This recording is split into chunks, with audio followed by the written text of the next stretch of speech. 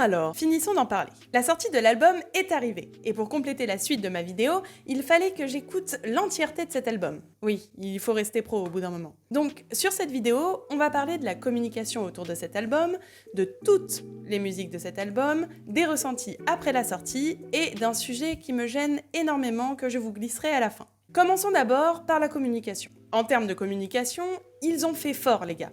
Très peu de youtubeurs ont eu la chance de promouvoir la sortie de leur album sur autant de médias. Canal+, Énergie, France Inter, France Info, Le Parisien, 20 minutes, Fun Radio, BFM, Le Figaro, CNews... Ça fait beaucoup là, non? Être le fils de Guy Carlier ne laisse pas indifférent finalement. Purement spéculatif, désolé. Un loto à la Charlie et la chocolaterie a été mis en place par la présence d'un nombre limité, 10, de tickets d'or, présents dans certaines pochettes d'albums, pouvant permettre l'accès à tous les concerts de la tournée, d'obtenir le dictionnaire moderne, leur jeu de société, le vinyle de l'album, un dîner aux chandelles avec vos youtubeurs préférés et les goodies, bien évidemment. Si ça ce n'est pas un attrape-fan, s'il vous plaît, dites-moi ce que c'est. McFly et Carlito ont eu la chance d'être invités par Mouloud Achour dans l'émission Click, une émission qui a tendance à parler de l'actualité artistique en mettant en avant des artistes variés, que ce soit dans la musique, dans le sport, le cinéma ou la littérature. Si vous n'avez pas vu l'extrait de cette émission, je vous invite à le regarder pour mieux comprendre ce que je vais dire. Bref, dans cette émission, McFly et Carlito vont clairement insister sur la difficulté à faire un album, en expliquant la situation dans laquelle ils se sont mis pour se concentrer un maximum afin d'en sortir le meilleur d'eux-mêmes. Je cite: « On a dû s'isoler dans un petit studio, une maison froide, sans chauffage, avec un vieil ordi pour composer. Ça a dû être difficile de s'imposer de telles conditions et de voir que les chansons ne plaisaient pas. C'est triste. Il ne fallait pas en faire autant, voyons. » Ils expliquent également qu'ils ne voulaient pas sortir d'album, mais que, sous une pression intense faite par Big Flo et Oli, ils se sont enfin lancés. Le présentateur et journaliste Mouloud Achour a quand même essayé de comprendre si le message à en tirer était que c'était donné à tout le monde de faire un album, si on est bien entouré. Pour déplaire à Carlito, qui s'est empressé d'expliquer qu'ils sont légitimes à en sortir un, étant donné qu'ils sont de base des musiciens. Ce qui m'a gêné, et que j'aimerais relever au passage, c'est que Carlito passait son temps à couper et à décrédibiliser McFly lorsqu'il répondait aux questions qu'on lui avait posées. Mais également qu'il tutoyait avec aisance et sans gêne la journaliste Catherine Sellac. Enfin monsieur, quel toupet! Une drôle d'ambiance a commencé à se faire sentir au sein de cette émission, avec un Carlito qui ne cessait pas de demander à Mouloud Achour de ne pas le couper au montage. Arrête, ça devient gênant. Pauvre Mouloud Achour, qui a pourtant essayé tant bien que mal de faire une émission qualitative et de rendre crédible la sortie de leur album. Tout de même, grâce à cette invitation, ils ont quand même pu révéler le fait que leur album s'inspirait en réalité des magistraux duos anglo-saxons de 2010, The Lonely Island et Tenacious D. Le tout en pointant du doigt le fait que la France n'avait pas cette culture, et que du coup ça pouvait être mal perçu et mal compris par les moldus. Évidemment, c'est la faute des Français. Malheureusement, tout ça ne montre qu'ils ne sont finalement que de pâles copies de ces grands artistes anglo-saxons. Enfin bref, pour la suite de l'émission, je vous passe la description de la traversée, l'enfance malheureuse tragique d'un Carlito qui en veut encore à son papa, et la culpabilité dans la voix de McFly qui, quant à lui, a eu une enfance heureuse et sans problème. Parlons maintenant des musiques de l'album. Ok, l'album se compose de 16 musiques et la durée totale de l'album est de 41 minutes et 43 secondes. Oui, j'ai tout compté. Même les interludes. C'est un peu en dessous de la moyenne de temps, mais ça peut passer, en espérant évidemment que la tournée prévue ne dure pas seulement 3/4 d'heure. Toutes les musiques de cet album ont été écrites par la plume de McFly et Carlito, sauf une, One Life, mais on verra pourquoi plus tard. Cependant, la composition musicale, l'instru et tout le bazar, ne viennent pas entièrement d'eux. Ils auront composé en tout 9 musiques sur 16, et en particulier McFly. McFly aura composé les 9, juste pour info. McFly et Carlito étaient considérés comme les plus légitimes à sortir un album, donc voyons ce que ça donne. Évidemment, je ne parlerai pas des 3 musiques précédemment citées dans la partie 1. Désolé, mais comme McFly et Carlito, je n'aurai aucun scrupule à n'être qu'une pâle copie de Link the Sun.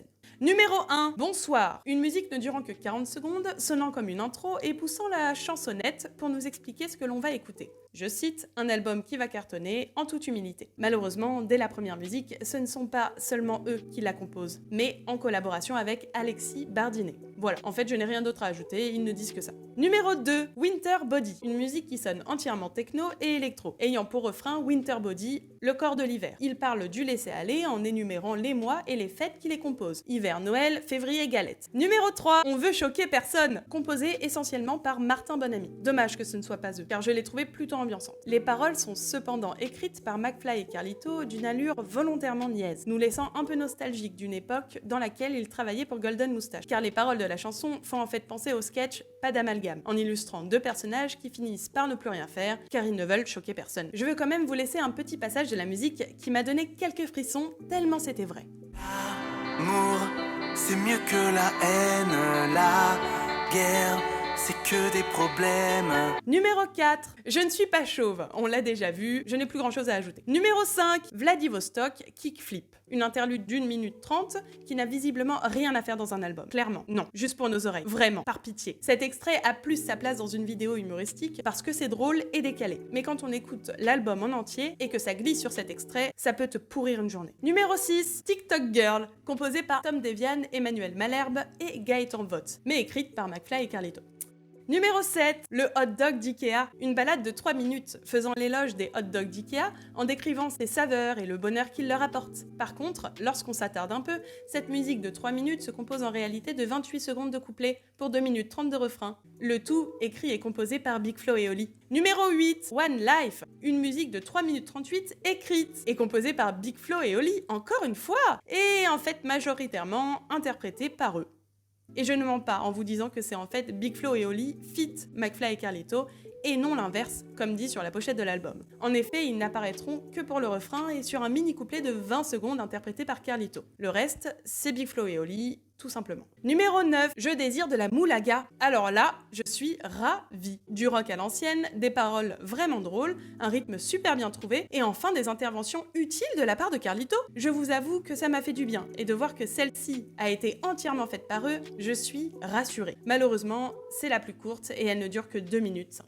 Il ne faut pas trop en demander, évidemment. Numéro 10, le chanteur inspirant. Nous arrivons donc à la deuxième interlude de l'album, durant 47 secondes, qui n'apporte rien, vraiment rien, à part nous montrer qu'ils peuvent chanter en inspirant et décéder par la suite. Numéro 11, Je scroll. On l'a déjà vu, juste pour dire cette musique a été composée et mixée par Vincent Audou, mais passons. C'est bientôt fini, pas d'inquiétude. Numéro 12, Infini plus 1000. Un léger air de One Direction, mais celle-là, je ne peux pas dire grand-chose, étant donné qu'il y a malheureusement la voix de leurs enfants au dernier quart de la chanson. Et ça, j'ai pas le droit. Drôle pour des youtubeurs qui floutaient le visage de leurs enfants au départ dans leurs vidéos, puis qui se sont mis au final à les montrer presque tous les jours sur leur story, pour enfin les mettre à la fin d'une de leurs chansons. Que c'est mignon. Numéro 13, Mon mot de passe est-il assez robuste? Écrite et composée par eux-mêmes, très bel instru, beau cœur et très rock, un solo de guitare aussi très admirable, il faut le préciser. Mais difficile tout de même de s'ambiancer avec des paroles aussi grinçantes et stérile, parlant d'une personne n'arrivant toujours pas à trouver un bon mot de passe, mais ça ne tient qu'à moi. Numéro 14, La Ratatouille, avec Pierre Ninet. Voilà enfin la dernière interlude de l'album, durant 2 minutes 18, et pas de changement avec l'extrait que l'on retrouve déjà sur leur vidéo. On appelle des gens au hasard, avec Pierre Ninet. La seule chose que j'ai trouvée plutôt ironique, c'est l'intervention de Pierre Ninet au début de la chanson, montrant un Pierre Ninet plutôt visionnaire au sujet de cet album. Ouais les gars, c'est Pierre. J'ai reçu l'album, j'ai trouvé ça vraiment absolument gênant. Numéro 15, J'ose pas. Une musique de 3 minutes 30. Le clip en plan séquence est sorti sur la chaîne et on peut encore retrouver des personnes qui n'ont visiblement pas apprécié le style répétitif. De mon côté, je l'ai trouvé bien écrit, drôle, il y a un véritable effort sur le chant, un Carlito continuellement inutile et j'ai bien aimé l'instru. Pardon? Ce ne sont pas eux qui l'ont composé? Bon merci Martin Bonamy. Numéro 16, Tu imagines, avec Léopold, une musique purement électro et techno, encore une fois composée essentiellement d'énumérations de choses incohérentes. Donc à leurs yeux, faire un album, c'est énumérer. Je commence à rejoindre Mouloud Achour. Je pense que je ferai une petite musique moi aussi sur ma commande McDo un jour. Pourquoi pas? Désolé pour ceux qui sont restés jusqu'au bout de cette énumération de musique, mais il fallait tout de même parler de l'album au complet, on est d'accord. Passons enfin à la réaction et au ressenti du public. À l'heure à laquelle j'écris, nous sommes à moins de 24 heures après la sortie de leur album et nous avons déjà quelques critiques qui s'offrent à nous. Le rendu des critiques reste encore mitigé, entre ceux qui ont le regret de ne pas pouvoir découvrir un David Salomon et un Raphaël Carlier à travers cet album et qui restent déçus de revoir encore une fois McFly et Carlito, les youtubeurs, basant leurs textes sur des blagues, des situations rigolotes et cette énumération que l'on retrouvera effectivement dans 8 chansons sur 12. D'autres, par contre, les encouragent et leur disent que ce n'est pas grave. Tant qu'ils font ce qu'ils aiment, on les suivra dans leur délire. On a cette fois une partie qui est tout de même ravie d'avoir des chansons légères et divertissantes à la hauteur de leur duo. C'est quand même trop simple de faire une promo en promettant un album varié de styles lorsque dès la première écoute, on se rend compte que toutes les musiques se ressemblent dans leurs textes et que leur univers instrumental reste plutôt similaire. Néanmoins, toutes les critiques restent encore et toujours accompagnées de bienveillance. Bien que certains semblent vouloir des textes plus profonds, pour ma part, je ne suis pas entièrement d'accord avec eux, étant donné qu'on peut quand même faire de bonne musique et un bon album avec des textes légers. Il est tout de même difficile de retranscrire un avis global sur chacune des chansons de l'album, étant donné que les autres chansons postées ont des commentaires désactivés. Nous n'avons également plus les pouces rouges, mais il reste tout de même les commentaires sous les vidéos de leur chaîne, sous les vidéos promo et évidemment Twitter. Mais on le sait, ce n'est pas le réseau le plus objectif ni le plus doux. Bref, passons. Et pour finir, je voulais rapidement parler d'une attitude qui m'a légèrement mise mal à l'aise. Et j'aimerais bien avoir votre avis là-dessus. Il s'agit d'une jeune fille de 17 ans se considérant comme étant leur fan absolu, ainsi que leur porte-parole sur les réseaux, et en particulier sur Instagram, qui est également suivi par eux et qui a d'ailleurs déjà été cité sur l'une de leurs vidéos.